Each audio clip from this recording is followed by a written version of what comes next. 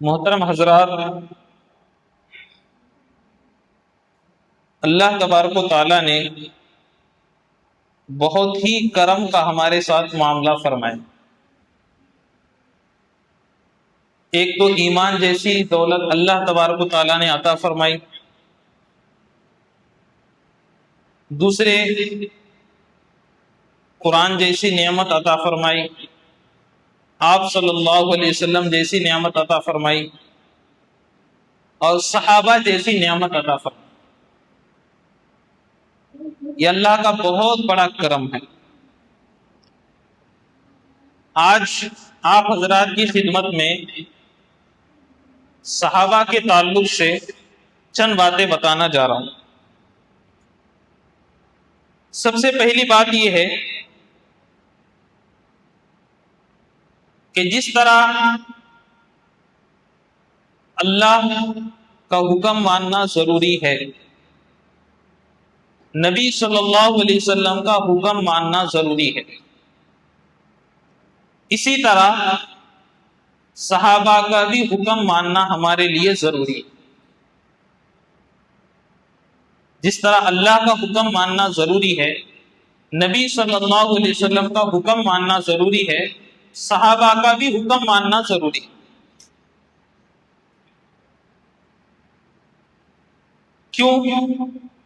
کیوں ضروری ہے؟ سب سے پہلی بات تو یہ ہے کہ اللہ تبارک و تعالیٰ نے قرآن مجید کے اندر ان کی تعریف فرمائی۔ اللہ تبارک و تعالیٰ نے قرآن مجید کے اندر ان کی تعریف فرمائی، اور اللہ تبارک و تعالیٰ نے ان کو ایک ترہ امتیاز یہ عطا فرمایا، رضی اللہ عنہم ورضوا عنہ، اللہ ان سے راضی ہو، اللہ ان سے راضی ہو۔ صرف ایک دو واقعے بتا رہا ہوں۔ نمبر ایک پر بخاری شریف کے اندر ایک حدیث ہے، امام بخاری رحمۃ اللہ علیہ نے وہ حدیث ذکر کی، اور اس حدیث سے دلیل پکڑی ہے، حجت پکڑی ہے۔ کیا مطلب؟ پہلے وہ حدیث سن لیجیے کہ آپ صلی اللہ علیہ وسلم اپنا سر مبارک حضرت عائشہ صدیقہ رضی اللہ عنہا کے ران کے اوپر رکھ کر سو رہے تھے، گود میں رکھ کر سو رہے تھے۔ حضرت ابو بکر رضی اللہ عنہ وہاں پر آئے اور حضرت عائشہ رضی اللہ عنہا کو ڈانٹ ڈپٹ کرنے لگے، ڈانٹ ڈپٹ کرنے لگے، زبانی نہیں، عملی طور پر۔ عملی طور پر کس طرح؟ عملی طور سے کہ وہ کچوکے لگا رہے تھے، جیسا یہاں پہ اس طرح یہ کرتے ہیں، اس طرح لگا رہے تھے۔ اور امام بخاری رحمۃ اللہ علیہ نے اس کا عنوان یہ قائم کیا کہ باپ اپنی بیٹی کو ڈانٹ ڈپٹ کر سکتا ہے۔ اب یہ عمل کس کا پیش کیا جا رہا ہے؟ صحابی کے عمل کو پیش کیا جا رہا ہے۔ کس کے عمل کو پیش کیا جا رہا ہے؟ یہاں نبی کے عمل کو پیش نہیں کیا جا رہا، اللہ کے حکم کو پیش نہیں کیا، یہ صحابی کے عمل کو پیش کیا جا رہا ہے۔ تو معلوم یہ ہوا کہ صحابی کا عمل یہ بھی حجت ہے، یہ بھی دلیل ہے۔ صحابی کا عمل یہ بھی حجت ہے، یہ بھی دلیل ہے۔ تب تو امام بخاری رحمۃ اللہ علیہ نے مسئلہ بڑا عنوان قائم کیا کہ باپ اپنی بیٹی کو ڈانٹ ڈپٹ کر سکتا ہے۔ عام طور سے ہمارے ذہنوں میں یہ ہوتا ہے کہ شادی ہونے کے بعد لڑکی کی کیا باپ کا پورا ختم ہو گیا بلے سلسلہ، آپ شوہر کے تابع ہو گئے۔ یہ بات ایک درجے میں صحیح ہے کہ وہ شوہر کے تابع ہے، لیکن باپ اپنی ایک جگہ پہ باپ کی حیثیت سے قائم ہے۔ اگر بیٹی کوئی غلطی کرتی ہے تو باپ اس کو ڈانٹ ڈپٹ کر سکتا ہے شادی کے بعد بھی۔ تو یہ امام بخاری رحمۃ اللہ علیہ نے مسئلہ بتایا، کس کے ذریعے سے؟ صحابی کے عمل کو پیش کر کے بتایا۔ اسی طرح آپ صلی اللہ علیہ وسلم نے خود فرمایا ہے، آپ صلی اللہ علیہ وسلم نے خود فرمایا کہ میرے بعد بہت سارے فتنے اٹھیں گے، میرے بعد بہت سارے فتنے اٹھیں گے۔ تو ایسے موقع پر آپ صلی اللہ علیہ وسلم نے فرمایا، علیکم بسنتی، میری سنت کو لازم کرو، وہ سنت الخلفاء الراشدین، اور خلفاء راشدین ان کی سنت کو لازم پکڑو، ان کی سنت کو لازم پکڑو، ان کے طریقے کو لازم پکڑو۔ تو آپ صلی اللہ علیہ وسلم خود بتا رہے ہیں کہ صحابہ کے عمل کو بھی ہمیں لینا ہے، صحابہ کے عمل کو بھی، جس طرح ہم نبی کے عمل کو لے رہے ہیں، نبی کے عمل کو سنت کہا جاتا ہے، اسی طرح آپ صلی اللہ علیہ وسلم نے خود بتایا کہ خلفائے راشدین کے عمل کو بھی لینا ہے، وہ بھی جو عمل کریں گے وہ بھی سنت کے اندر آئے گا۔ کیوں آئے گا؟ یہاں پہ ایک سوال پیدا ہوتا ہے، کیوں آئے گا؟ اس کی وجہ یہ ہے کہ صحابہ آپ صلی اللہ علیہ وسلم کے نقش قدم پر پورے طریقے سے تھے۔ یہ بات ہو ہی نہیں سکتی کہ صحابی کوئی ایسا عمل کرے جو سنت کے خلاف، ایسا ہو ہی نہیں سکتا، ایسا ہو ہی نہیں سکتا۔ چنانچہ کئی واقعات موجود ہیں کہ جو صحابہ آپ صلی اللہ علیہ وسلم کا ادھر حکم آ جاتا تھا اس سے پہلے ہی عمل کر دیتے، ابھی حکم آنے کی دیر ہے، ابھی اشارہ ہی ہوا تو آپ صلی اللہ علیہ وسلم نے جیسے ہی اشارہ کیا، کوئی حکم دیا، صحابہ دوڑ کر اس کو پورا کیا کرتے۔ جب صحابہ کی یہ کیفیت ہے تو کیوں نہ ان کے عمل کو سنت کہا جائے؟ تو معلوم یہ ہوا کہ صحابی کا عمل بھی حجت ہے، صحابی بھی حجت ہے، صحابی بھی دلیل ہے۔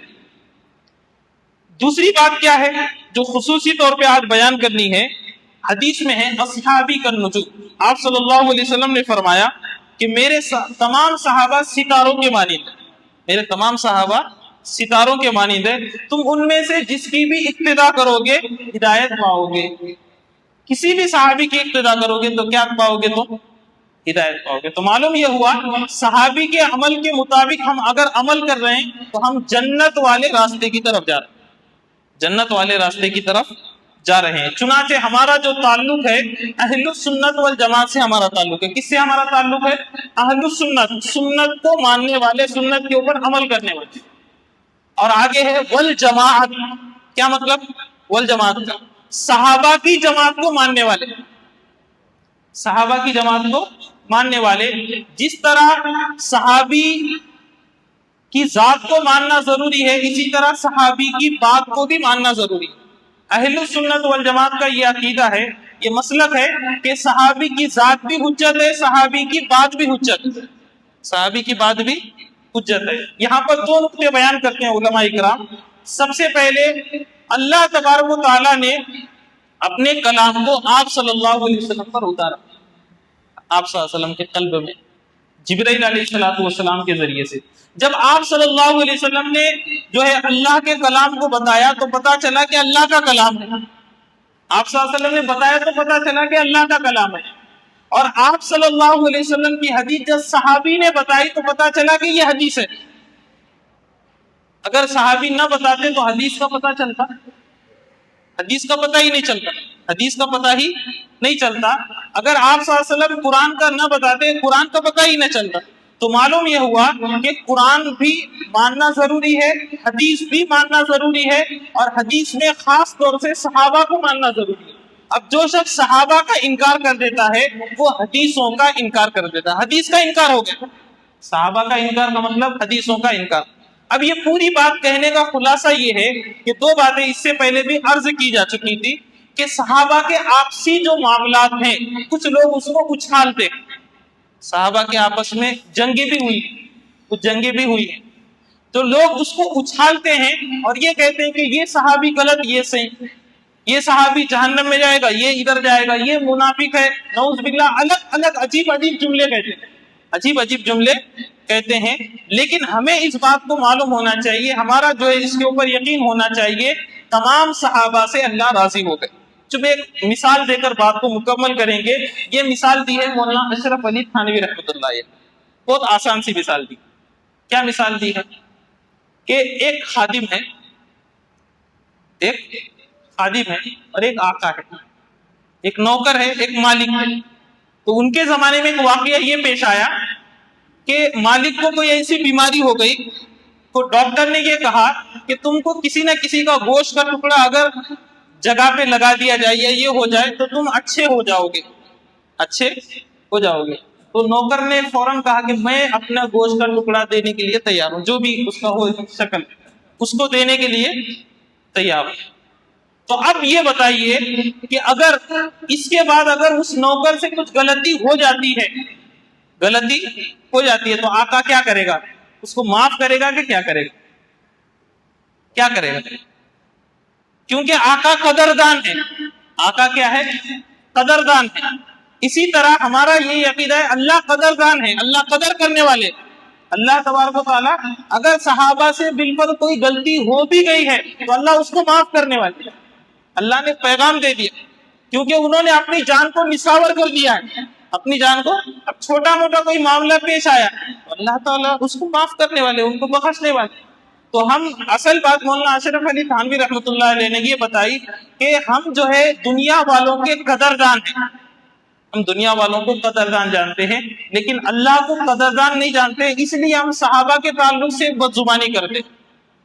اگر ہم بھی اللہ تعالیٰ کو قدردان سمجھنے لگے جیسا کہ ہم سمجھتے ہیں تو پھر صحابہ کے تعلق سے ہم غلط بات کہنے کے لیے 10 بار سوچیں گے، 10 بار سوچیں گے. تو خلاصہ یہ نکلا کہ اللہ تبارک و تعالیٰ صحابہ سے راضی ہو چکے ہیں. اگرچہ ان کے آپس کے کچھ معاملات ہوں گے، اللہ تبارک و تعالیٰ ان کو معاف کرنے والے ہیں. کسی صحابی کے تعلق سے کوئی غلط چیز دل کے اندر آنے نہیں دینا ہے. خاص طور سے نام لے کر بتا رہا ہوں، حضرت امیر معاویہ رضی اللہ عنہ، ان کے تعلق سے تو ذری بھی جو ہے بات دل کے اندر نہیں آنی چاہیے. اس کو ایک مثال سے واضح کروں گا، بات مکمل کریں گے. امام بخاری رحمۃ اللہ علیہ، امام بخاری رحمۃ اللہ علیہ انہوں نے ایک باب باندھا ہے، باب ذکر معاویہ رضی اللہ، باب ذکر معاویہ رضی اللہ عنہ، کہ حضرت امیر معاویہ رضی اللہ عنہ کے تعلق سے ایک باب ذکر کیا. اب مجھے بتائیے، میں سمپل سی بات بتا رہا ہوں کہ اگر کوئی شخص غلط ہو، اگر کوئی شخص غلط ہو تو کیا اس کا تذکرہ حدیث کی کتابوں میں کیا جاتا ہے؟ کوئی بندہ غلط ہو کیا اس کا تذکرہ کیا جاتا ہے؟ کیا اس کی بات لی جاتی ہے؟ نہیں لی جاتی. امام بخاری رحمۃ اللہ علیہ نے حضرت امیر معاویہ رضی اللہ عنہ کے تعلق سے باب باندھا، ان کے جو ہے حدیثیں ذکر کی. بہت ساری احادیث بھی ہیں امیر معاویہ رضی اللہ عنہ کے تعلق سے، تو وہ حدیثیں ذکر کی. تو معلوم یہ ہوا کہ امام بخاری رحمۃ اللہ علیہ بھی امیر معاویہ رضی اللہ عنہ کو صحابی سمجھتے تھے، حق پر سمجھتے. کیا سمجھتے تھے؟ صحابی سمجھتے تھے. اللہ ہمیں سمجھ کے عمل کی توفیق عطا فرمائے. صحابہ کے جو آپس میں اختلافات ہوئے ہیں اس سے بھی ہمیں بہت سارے سبق ملتے ہیں، بہت سارے. ایک بات ذہن میں آ گئی، وقت تو ہو رہا ہے لیکن بات جو ہے کر کے مکمل کریں گے. مفتی سعید صاحب پالنپوری رحمۃ اللہ علیہ، انہوں نے بتایا کہ اللہ تبارک و تعالیٰ نے اس کے اندر بھی حکمت رکھی. صحابہ کے جو آپس میں جنگیں ہوئی ہیں، جو بھی ہوئی ہوں، تو اس میں اندر اللہ تبارک و تعالیٰ نے کافی جو ہے ہمارے لیے حکمتیں رکھی ہے، کافی سبق رکھے ہیں. انہوں نے ایک مثال دی، وہ مثال دے کر بات کو مکمل کہیں گے کہ اگر 2 مسلمان کی جماعت آپس میں لڑ جائے، آپس میں لڑ جائے اور ایک غالب ہو جائے دوسری مغلوب ہو جائے، ایک جیت گئی ایک ہار گئی. اب ہارنے والوں کا کیا ہوتا ہے حال؟ ہارنے والوں کا کیا ہوتا ہے حال؟ تو اس جو ہے واقعے سے پتا چلا حضرت علی رضی اللہ عنہ جیت گئے جنگ اور سامنے والے جنگ ہار گئے، سامنے والے صحابی جنگ ہار گئے. حضرت عائشہ رضی اللہ عنہا اس کے اندر تھی اور بھی تھی. تو جب ان کے پاس مسئلہ آیا تو حضرت علی رضی اللہ عنہ نے فرمایا کہ اب کون ان کو باندی بنائے گا، کیونکہ جنگ جیتنے کے بعد 2 ہی آپشن ہے، ان کا جو بھی مال ہوگا وہ چھین لیا جائے گا اور جو بھی وہ عورتیں ہوں گی ان کو باندی بنا لیا جائے گا، جو مرد ہوں گے ان کو غلام بنا لیا جائے گا. یہی اس وقت میں رواج یہی تھا، اس وقت میں یہی چلتا تھا.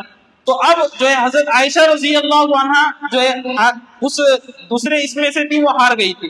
تو حضرت علی رضی اللہ عنہ کے پاس جب یہ بات آئی تو حضرت علی رضی اللہ عنہ نے فرمایا کون ہے مائی کا لال، کون ہے، کس کے پاس ہے ایسا ٹھکرا جو حضرت امی عائشہ رضی اللہ عنہ کو اپنی باندی بنائے.